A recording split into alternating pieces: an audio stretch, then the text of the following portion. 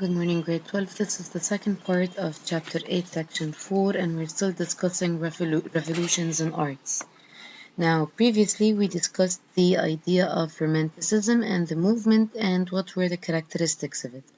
Today we're discussing the second type of movement, or the second movement that showed up during the 19th century, which is realism.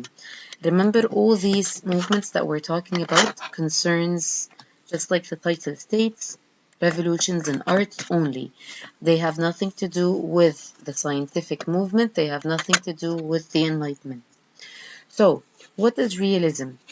By the middle of the 19th century, industrialization started to affect people's daily life.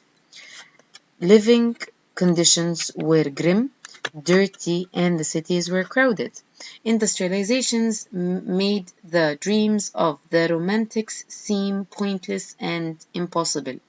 After the industrialization got developed and everyone was only concerned about the industry and the factories, living in nature along with heroes and supernatural powers and fairy tales seemed totally pointless and ridiculous.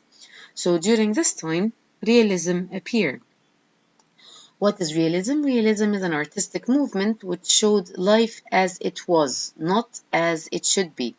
So, to differentiate between realism and Romanticism, Romanticism focused on fantasies and how people wanted to imagine their lives and supernatural powers, while realism showed life as it was and the conditions as they are.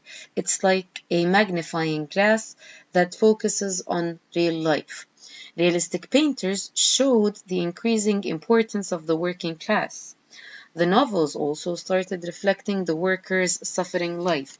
So the difference between realism and romanticism in the pieces of writing were that the romanticism discussed fairy tales or gothic horrifying events, or even sometimes myths and supernatural powers like the gods, whereas the realistic writers or novels reflected the workers' life, reflected city life, and reflected the industrial life.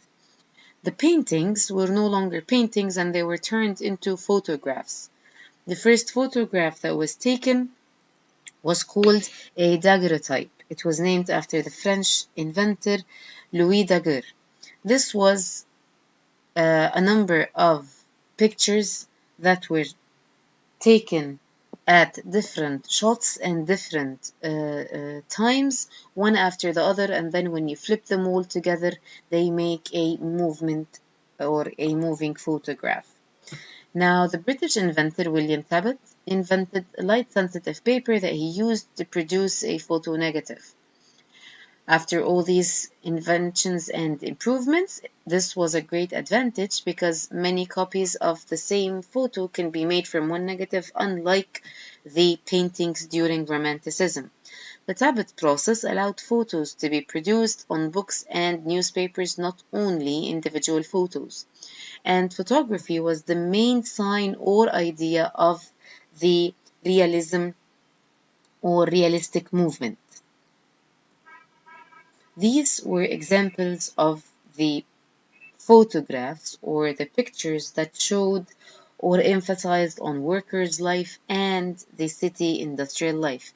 As you can see, there's a huge difference between these pictures and the romantic pictures. The romantic pictures had lighter colors, had more greenery in the pictures, while most of the colors used in these two pictures are earth tone colors like gray, white, black, brown, and beige.